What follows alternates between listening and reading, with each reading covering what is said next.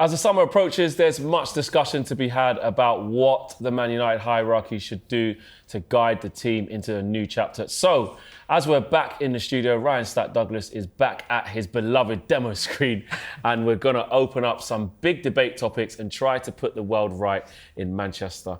Right, Ryan, over to you. Here we go. Do you know what, guys? I had some stats, and I thought I didn't want to depress everybody. So we're going to just scrap the stats section altogether, and we're going to open up these debates because on the back of the Newcastle result, I mean, these conversations have been starting to form anyway, but on the back of the Newcastle result, more conversations are forming. So this is the first one, and it is a juicy one, I have to say.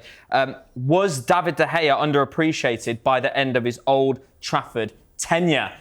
So look, I've got his stats in front of me here. 545 games, 190 clean sheets. But let's be honest, guys, there was points where we were saying he could have saved the Titanic. He was that good, wasn't he? He was unbelievable.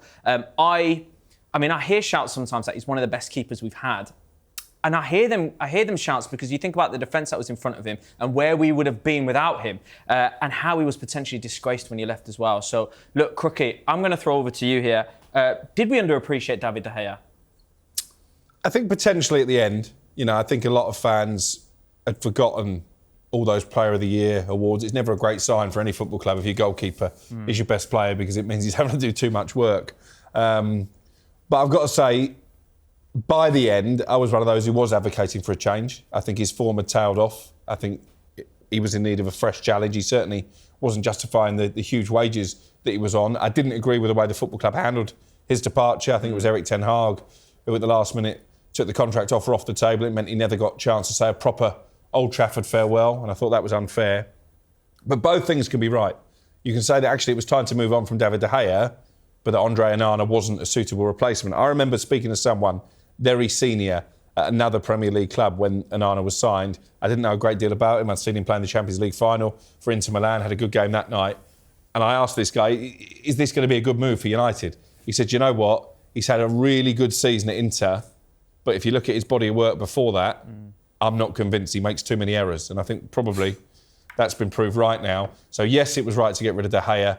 Onana clearly wasn't the right fit. I was just double-checking there. David Raya was available at that time. He joined Arsenal in the same summer that United signed Onana. Oh, man. So if you've replaced De Gea with Raya, I think we'd be having a very different conversation. He was only available for that was like 30 million. Yeah. That's unbelievable. Well, he was on loan initially. Exactly, on loan. To 25, that was it. And then they made it permanent. And I agree with Crookie in terms of both things can be right. The problem is that far too much at Manchester United is we have these conversations all the time about players that leave, right? About should we bring him back, or is there all of a sudden Anthony's all right? All of a sudden, you know, when Scott McTominay was playing with us in a double pivot with Fred, you know, it's get these guys out, and now they leave, and it's like, I'll tell you what, because we always replace them with worse players. Yeah. Look at Elanga, the same kind of vibe there. When he scored that breakaway goal against us, I'll tell you what, scoring a lot of goals. We shouldn't have sold him for 15 million. So both things can be right, but the problem is like Crookie said, replacing him with Andre Onana was not the answer. And David De Gea is 10 times better than him. Even that, 10 times better than him. Have him back in a heartbeat over Andre Onana, but that's probably not taking Man United forward. But you're right. If you were going to take out David De Gea for Onana, you should have just kept David De Gea. Yeah, let's not shy away from what the comment section will be saying. Ange, right now, Onana, De Gea, straight swap. Would you take it? I get why people would want the swap. It's hypothetical, of course. Yeah. I mean, technically on paper, he has more Manchester United experience. He has more Premier League experience. So, yeah, you would take him because Onana hasn't been great. But just because somebody's been replaced incorrectly doesn't mean that they shouldn't have been replaced, in my opinion. And I just feel like towards the end, like, De Gea was, he wasn't passing out from the back correctly. He was making a lot of errors. It wasn't a good look.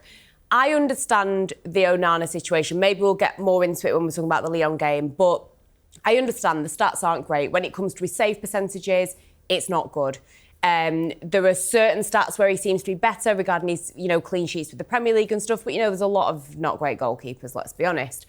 I just think the way that people are now treating Andre Onana is just not conducive to being helpful. Because when we go into this Lyon game, what we're going to do, carry on making fake memes of him? Are we going to carry on taunting him? Are we going to carry on chanting all this rubbish? Like, this is what we've got. Bayern Day ain't no better because he was not... And listen, he didn't lose us that game. He had a terrible defence in front of him as well. But his kicking was abysmal. Yeah. He wasn't good enough. So this is what we've got. So I would say to people, to fans that are hating on him and jumping on this bandwagon, this is our first choice goalkeeper. So going into Thursday, you need to get behind him because how's it going to help hating on this You see guy? the thing with that though, we literally, the problem with that is you're 100% right. You don't want to like chastise your players, so we don't want them to play badly. Yeah. We literally just got behind Andre Onana for chucking it to Matic.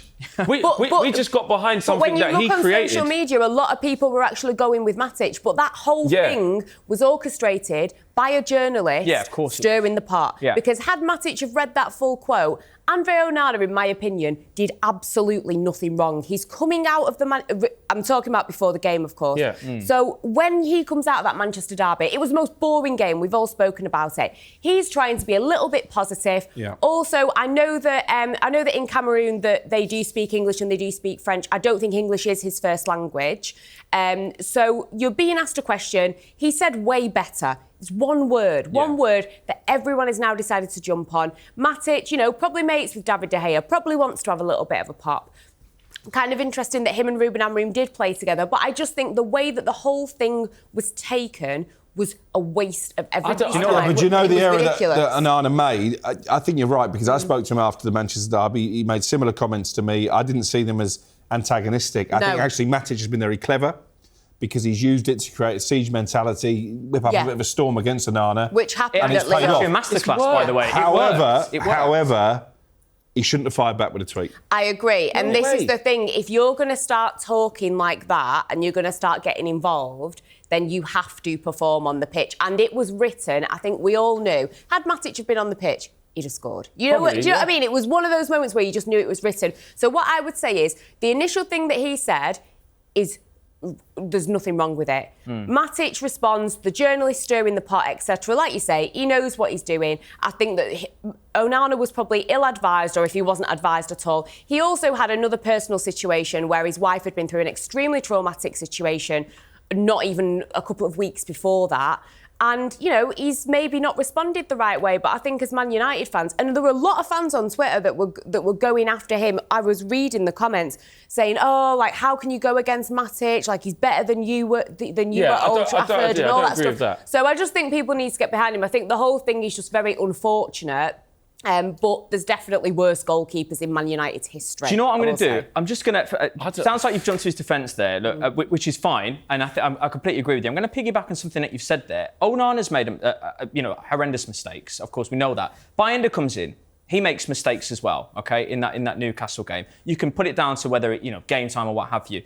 Flex, at some point, do you look at the coaching? Do you look at the goalkeeping coaching and think, why is this happening? Onana's just not good enough. He's just not good. Onana. The thing is that there's so many factors to this, right?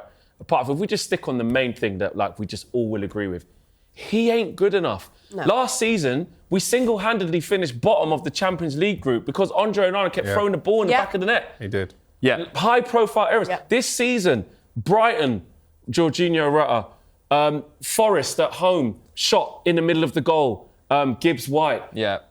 Everton. 8 errors leading to goals. He's got the most errors leading to goals in the league. And actually... There's so much...